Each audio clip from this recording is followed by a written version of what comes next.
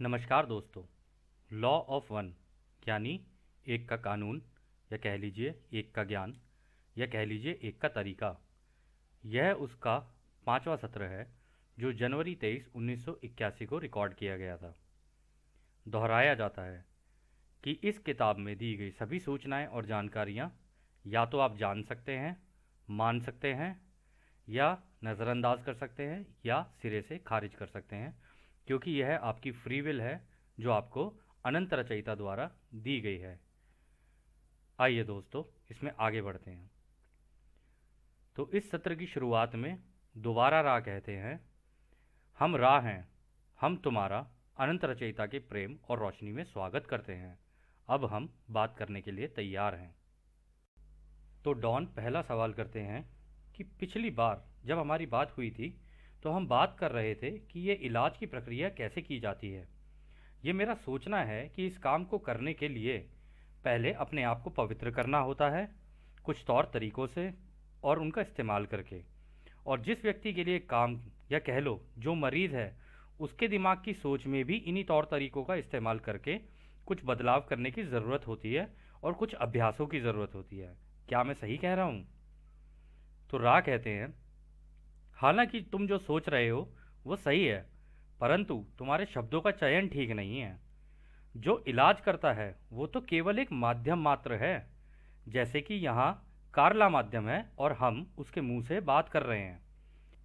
इस तरह से इलाज करना भी बिल्कुल ऐसा ही है जैसे हम और आप मिलकर कर रहे हैं।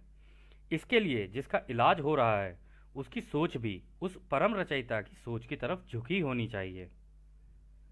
तो अगला सवाल डॉन करते हैं, हमने निर्णय लिया है कि यदि आपको ठीक लगे तो हम इसको अपना सम्मान और कर्तव्य समझकर सीखना और सिखाना चाहेंगे। क्या आप हमें बता सकते हैं कि हमारा सबसे पहला कदम क्या होना चाहिए इस तरीके से इलाज करने वाला बनने के लिए?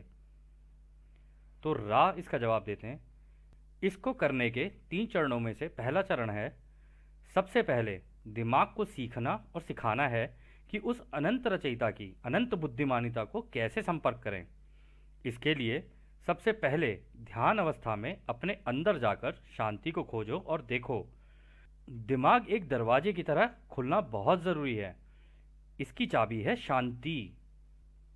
इस दरवाजे के अंदर तुम्हें चरणबद्ध तरीके से, जिसको तुम जगह या भूगोल भी कह सकते हो, उसके आकार या ज्योमेट्री दिखेंगी जो आपस में जुड़ी हुई होती हैं, जैसे कि उनका आपसी रिश्ता हो।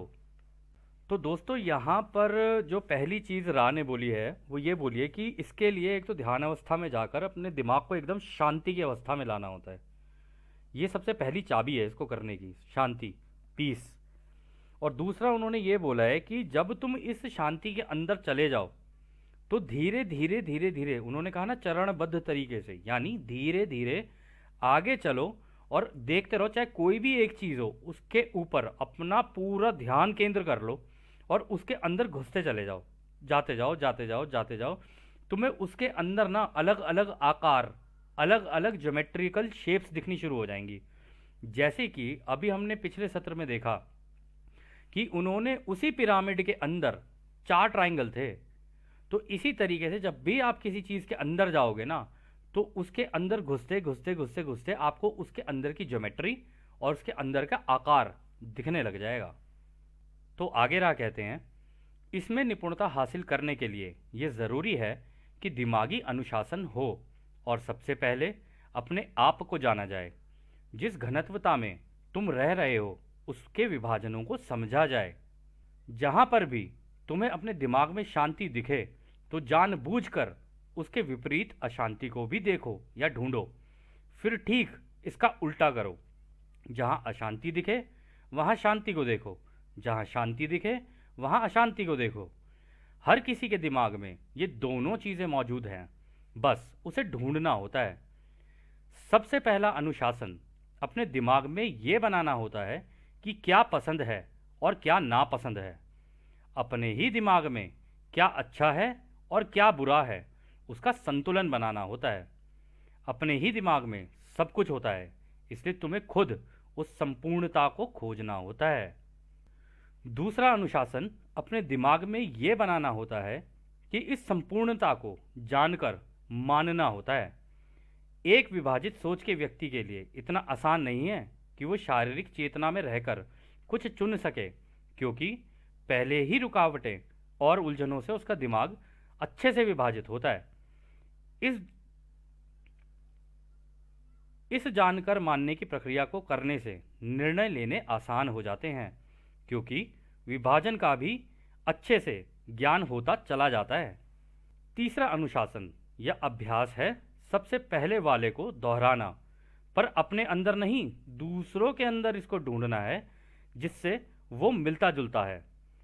हर किसी में ये संपूर्णता होती ही होती है, इसलिए हर संतुलन को समझना ज़रूरी है।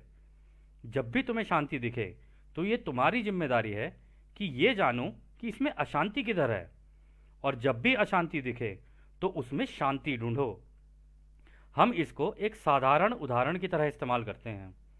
अपने ही दिमाग में काफ़ी पहलू या पक्ष और विपक्ष होते हैं, इसलिए अपने अंदर के विभाजनों और दूसरों के अंदर के विभाजनों को समझना ज़रूरी होता है। इसके बाद दूसरों के विभाजनों को जानकर आगे बढ़ना होता है। ये सबसे पहले के 3 अभ्यास हैं। इसके बाद का चरण या अभ्यास होता है कि पहले के 3 अभ्यासों का इस्तेमाल करके दूसरी जगह रूप, आकार और विचार के लोगों को देखना, और फिर दूसरों को देखकर सबको देखना, और फिर रचयिता के दिमाग या पूरे ब्रह्मांड के दिमाग को देखना। तो दोस्तों, यहाँ पर जो इन्होंने बात बोली है ना, ये जो तीनों प्रैक्टिस बताई हैं कि अपने दिमाग में हमेशा जब भी ध्यान अवस्था में जाओ, आपने सुना होगा कि भाई ध्यान को एकदम शून्य कर दो, परंतु ऐसा होता नहीं है। ज़्यादातर ऐसा होता है कि जब भी कोई ध्यान लगा रहा होता है ना, तो दिमाग में कहीं कुछ चल रहा होगा, कहीं कुछ चल रहा होगा, कहीं कुछ चल रहा होगा। तो आपके दिमाग में जो जो चीज़ें आती जा रही हैं ना, उसका आपके दिमाग में अगर कोई अच्छी चीज़ आ रही है तो उसका उल्टा सोचो, कोई उल्टी चीज़ आ रही है तो उसका सीधा सोचो।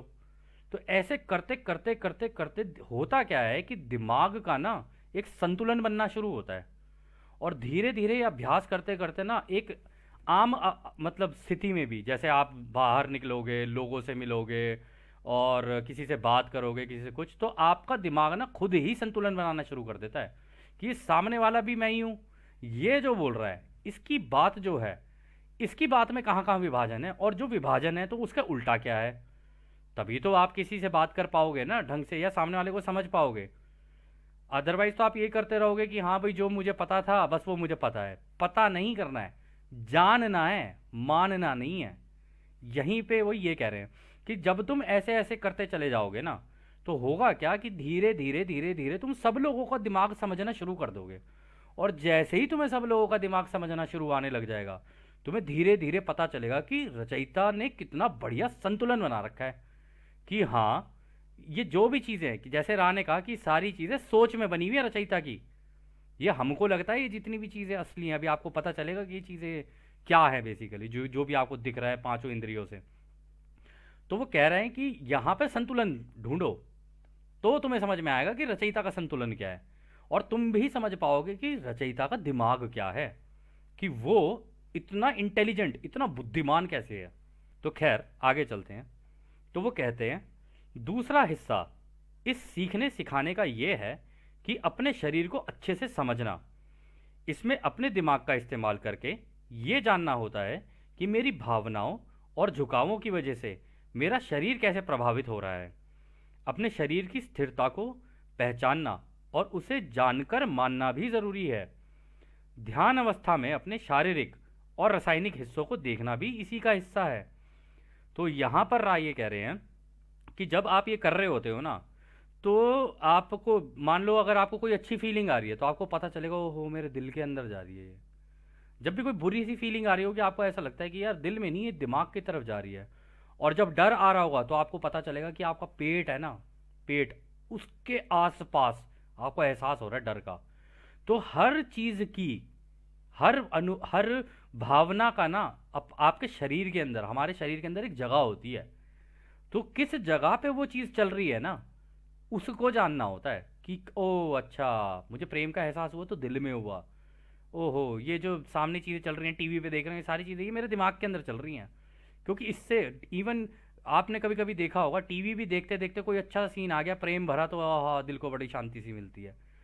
अगर आपने देखा कि ओहो लड़ाई मार धाड़ हो रही, तो आपके अंदर भी ना, दिमाग आपके अंदर एक हलचल सी मचनी शुरू होगी। वो हलचल वास्तविकता में दिल में नहीं, दिमाग के अंदर हो रही होती है बहुत तेजी से। तो यहीं पे उन्होंने यही बताया था। फिर वो आगे कहते हैं, ये जो शरीर है ये दिमाग का बनाया हुआ प्राणी है। इसके अपने झुकाव होते हैं। अपने जैविक शरीर के झुकाव को समझकर इसका उल्टा भी समझना होता है, और अंत में इसको जानकर ही मानना होता है, और अपने आप को स्थिर बनाना होता है बिना किसी भेदभाव के। तो यहाँ पे वो कह रहे हैं कि जब तुम्हें ये पता चल जाएगा ना कि मान लो तुम्हें डर लग रहा है, पेट की तरफ जा रही चीज़ है, अचानक से अपना एकदम सोच चेंज कर दो, प्रेम भरी सी सोच ले आओ, तो एकदम से वो डर जो है ना नीचे से ऊपर चल के एकदम से तुम्हारे दिल की तरफ आ जाएगा। दिल की तरफ आएगा, वो एकदम शांत होना शुरू होगा। तुम्हें गुस्सा आ रहा है किसी की तरफ, तो गुस्सा कहाँ आ रहा होता है? गुस्सा जब भी किसी को आता है ना, तो आप उसका देखना, उसका चेहरा लाल होना शुरू होता है। जो चेहरा लाल होना शुरू होता है ना, तब अचानक से एकदम से दिमाग को घुमाना होता है, किसी घुमा के दोबारा कोई कुछ अच्छा सा सोचने लग जाऊं, और जैसे ही अच्छा सा सोचने लग जाओगे वो फिर दोबारा दिल की तरफ चला जाएगा। तो इस अभ्यास को करते करते ना आपका शरीर का भी संतुलन बनना शुरू हो जाता है।